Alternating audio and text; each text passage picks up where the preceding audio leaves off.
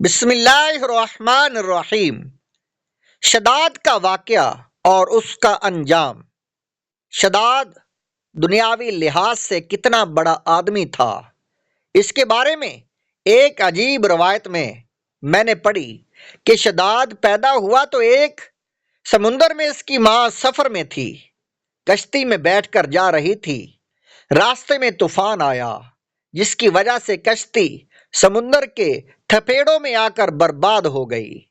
صرف ایک تختہ رہ گیا، سارے لوگ بھی غرق ہو گئے، برباد ہو گئے، لیکن ایک تختے پر ایک عورت اور اس کی گود میں ایک بچہ بچ گیا تھا۔ اللہ تعالیٰ نے اسی وقت حضرت اسرائیل علیہ السلام کو حکم بھیجا کہ جاؤ سمندر میں اور اس تختے پر جو عورت اور بچہ ہیں ان میں سے اس ماں کی روح قبض کر لو۔ اللہ کی حکمت، اللہ کی قدرت و جلالت کو کوئی نہیں سمجھ سکتا۔ سمندر میں ایک تختے پر ماں اور ایک بچہ، اس کے سوا کوئی نہیں، اور وہی روح قبض کرنے کا حکم آ رہا ہے کہ ماں کی روح قبض کر لو۔ ماں کی جب روح قبض ہو گئی تو وہ بھی گر جائے گی اور بچہ ایک تختے پر رہ جائے گا اور وہاں کوئی دوسرا نہیں ہے۔ خیر، انہوں نے روح قبض کر لی اور ماں غرق ہو گئی اور بچہ رہ گیا تختہ پر، اور وہ تختہ تیرتے تیرتے ایک کنارے پر لگا۔ وہاں مچھیرے موجود تھے، انہوں نے دیکھا کہ ایک بچہ آ رہا ہے۔ دیکھا تو بڑا حسین و جمیل تھا۔ ان میں سے کسی نے اسے اٹھایا اور کہا کہ میرے پاس تو بچے نہیں ہیں، میں ہی اس کو پال لیتا ہوں۔ تو ایک غریب مچھیرے نے اس کو اٹھایا اور اس کو پالا۔ جب یہ بڑا ہوا تو ایک جگہ کھیل رہا تھا۔ راستے میں کھیلتا ہوا دیکھتا ہے کہ ایک بادشاہ کا لشکر وہاں سے جا رہا ہے۔ اس لشکر میں ایک آدمی تھا جسے کہیں سے ایک سرما ملا تھا، لیکن یہ سرما اپنے اوپر آزمانے سے پہلے یہ چاہتا تھا کہ کسی اور پر آزماؤں، اس لیے کہ معلوم نہیں تھا کہ یہ سرما کیسا ہے۔ تو اس لشکری نے آ کر سرمے کی ایک سلائی لی اور اس بچے سے کہا کہ دیکھ، یہ سرما ہے، بہت اچھا ہے، تجھے لگاتا ہوں۔ یہ کہہ کر اس نے لگا دیا۔ جب اس بچے کو سرما لگایا تو اسے زمین کے خزانے نظر آنے لگے، لیکن تھا وہ بہت چلاک، اس لیے کہ یہی شداد بننے والا تھا۔ تو اس بچے نے چیخنا شروع کر دیا، خوب زور زور سے چیخا۔ جب زور زور سے چیخا تو یہ آدمی پریشان ہو گیا کہ اسے کچھ ہو گیا ہے، کچھ مصیبت آ گئی ہے۔ سرما اسے فٹ نہیں ہوا، آنکھ اس کی ضائع ہو گئی ہے، اس لیے سرمے کی تھیلی وہیں چھوڑ کر بھاگ گیا۔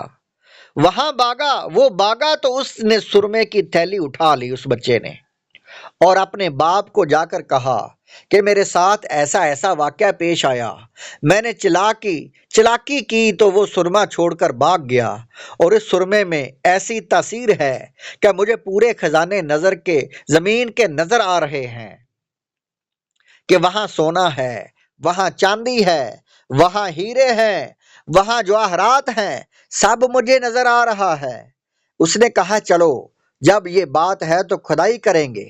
تو اب باپ بیٹے نے مل کر کھدائی شروع کر دی۔ جہاں جہاں یہ بچہ دکھاتا تھا کہ یہاں مجھے یہ نظر آ رہا ہے، وہاں کھدائی کی اور سونا مل گیا، کہیں چاندی مل گئی، کہیں کچھ ہیرے مل گئے، کہیں کچھ مل گیا۔ اب یہ کھودتے کھداتے کروڑ پتی ارب پتی بڑے مالدار ہو گئے۔ ادھر یہ بچہ بھی بڑا ہوا۔ اس کے بعد اس بچے نے جو بڑا ہو چکا تھا وہاں کے بادشاہ پر بھی حملہ کر دیا اور بادشاہی پر قابض ہو کر اس کی بادشاہی چھین لی، حتیٰ کہ خود بادشاہ بن کر بیٹھ گیا۔ یہ واقعہ فضان معرفت جلد پنجم صفحہ نمبر 104 پر ہے۔ اور پھر اس کا انجام کیا ہوا شداد کا؟ ایک عرصے کے بعد اس کے ذہن میں یہ بات آئی کہ مجھے دنیا میں جنت بنانا ہے۔ نبیوں کا مخالف، اللہ کا مخالف بڑا سرکش ہو گیا۔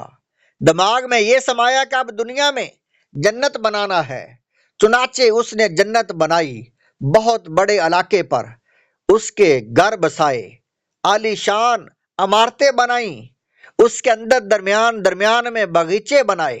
جو کچھ اس کے بس میں تھا اس نے وہ سب کچھ کیا، اور جب سب کچھ تیار ہو گیا تو اس کو بتایا گیا کہ آج تمہاری جنت کا اناگریشن، افتتاح ہے۔ چلیے اب وہ جو افتتاح کرنے کے لیے گیا تو اپنی اس جنت کے اندر جانے کے لیے جو ہی ایک قدم اندر رکھتا ہے، وہیں اسرائیل علیہ السلام کو حکم ہوتا ہے کہ اس آدمی کی روح قبض کر لو۔ حضرت اسرائیل علیہ السلام آئے اور اس کی روح قبض کر لی، وہ اندر جا ہی نہ سکا۔ حضرت اسرائیل علیہ السلام کے بارے میں ایک روایت ہے کہ ایک موقع پر انہوں نے اللہ تعالیٰ سے عرض کیا، اے اللہ، میں نے روحیں تو بہت نکالی ہیں، لیکن ایک ہی آدمی پر 2 دفعہ بڑا رحم آیا۔ اللہ نے پوچھا کب؟ کہا کہ ایک بار اس وقت جب وہ شداد پیدا ہوا تو سمندر میں اس کی ماں کی روح قبض کرنے کا حکم آیا تو مجھے اس بچے پر رحم آیا تھا، اور دوسری مرتبہ اسی بچے نے جب جنت بنائی اور جب جنت میں قدم رکھا تو آپ کا حکم آیا کہ اس کی روح قبض کر لو، تب بھی بڑا رحم آیا۔ بتانا یہ چاہتا ہوں کہ ایسی بے شمار مثالیں ہیں جن سے ثابت ہوتا ہے نعمت کامل ہو جانا، نعمت کا مل جانا اس بات کی دلیل نہیں ہے کہ انسان اللہ کا محبوب ہے، بلکہ ہو سکتا ہے کہ یہ نعمت اس کے حق میں ہلاکت بننے والی ہو۔ دیکھو اللہ نے کتنی بڑی دولت اس کو عطا فرمائی، اور حیرت انگیز طریقے پر اس کو یہ دولتیں عطا فرمائیں، لیکن جب اس کو پکڑا تو کیسے پکڑا؟ قرآن کریم میں ایک جگہ ارشاد ہوتا ہے، وَلَا تَحْسَبَنَّ الَّذِينَ كَفَرُوا أَنَّمَا نُمْلِي لَهُمْ خَيْرٌ لِأَنفُسِهِمْ إِنَّمَا نُمْلِي لَهُمْ لِيَزْدَادُوا إِثْمًا وَلَهُمْ عَذَابٌ مُّهِينٌ۔ سورہ آل عمران آیت نمبر 178۔ اور کافر یہ خیال نہ کریں کہ ہم ان کو جو ڈیل دے رہے ہیں وہ ان کے لیے بہتر ہے، ہم تو ان کو اس لیے ڈیل دے رہے ہیں تاکہ وہ گناہوں میں اور آگے بڑھیں، اور ان کے لیے ذلیل کرنے والا عذاب ہے۔